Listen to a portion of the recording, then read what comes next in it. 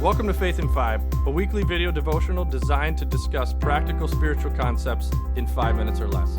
I'm your host, Mark Vandella. All right, picture with me the first warm day after winter, right? You go for a drive or you drive to work or whatever you do, you find yourself in your car and you can't help but roll the windows down, open the sunroof, and blare your favorite song. You know one of these days, right? These are the days that it's almost like spring has shown up in a way that we can't quite contain ourselves. It's like it's been bottled up. This excitement, this anticipation, this hope has been bottled up inside of us, and we just can't keep it in. It just has to get out. And it basically, like, by rolling down our windows, we like blast it all over everyone around us.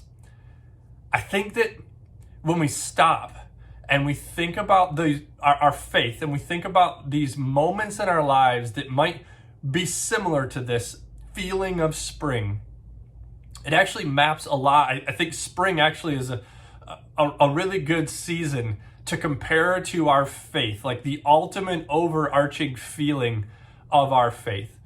With the Christian faith, there's so much hope and there's so much excitement, anticipation around the normal calendar and everything that is pointing from like preparing for and planning for Jesus. And then when Jesus comes, there's this excitement, right? It happens around Christmas. We get excited that there's this baby, that our Savior has come. And it's almost like this springtime feeling. And then Jesus walks among us and he teaches and he helps us see so many different things that like just offers this perspective of no matter what we're going through, there is still this hope and anticipation, and it feels light. It feels like spring. And then we get to Easter, which is like the culmination of the Christian faith. And there's really dark moments in the Easter story when we get to Good Friday, and there's this tragic, really full of sadness and darkness, this moment of winter. But because we know the whole story, because we've stepped outside of it, we can see that there is this hope and anticipation, and the Easter celebration that Jesus not only came for us, he died for us and rose again, is this overwhelming feeling that we need to roll the windows down, open the sunroof, and let it out.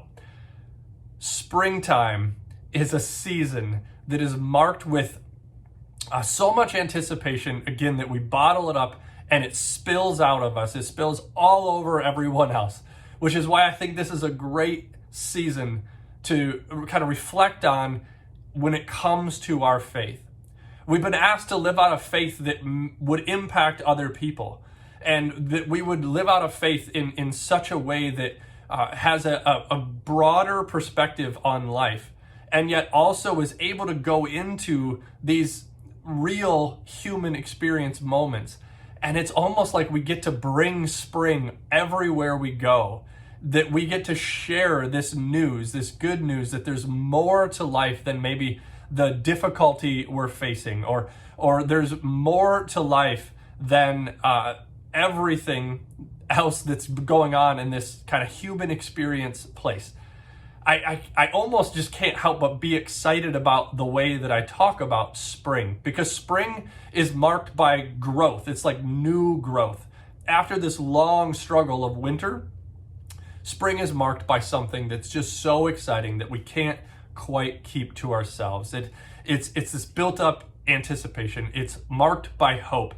It's marked by maybe new learning. And so in our lives, when we think about seasons in our lives that maybe look more like spring, it would be places where we have new learning, where we're excited about something that is new, something we want to try, a new skill, or a great book that's really challenging the way we think, that there's this like, I can't wait to get out there and try it. It may also be something that we've achieved or overcome. And our faith is just full of these moments. And because spring is, for me, is marked by like, again, this like outward exuberance, it makes me think of songs, like things that I want to sing, that I want other people, I want it to become an earworm where people find themselves tapping their foot or singing the words 3 days later. And so I looked in Song of Songs, and I looked at some like more lyrical examples of verses that might embody this faith piece of the spring season. So I want to share with you Song of Songs, chapter 2, verses 11 through 13. It says, "See, the winter is past, the rains are over and gone. Flowers begin to appear on earth, and a season of singing has come," right? There's this idea that our faith is beyond us, and we just can't quite help but show it to the world, and that they would want to join in singing, or that it would just, something would be different, and they would pick up this rhythm and this tone that we've set. It goes on to say, "The cooing doves are heard in the land. The fig trees form their early fruits. The blossoming vines spread their fragrance." So not only can you see it, you can almost taste it, smell it, feel it all around you. "Arise, come with me." And so this spring in our lives, the seasons that we examine, our faith life we should be bottling up these experiences in our lives where we are full of anticipation, we're full of new learning.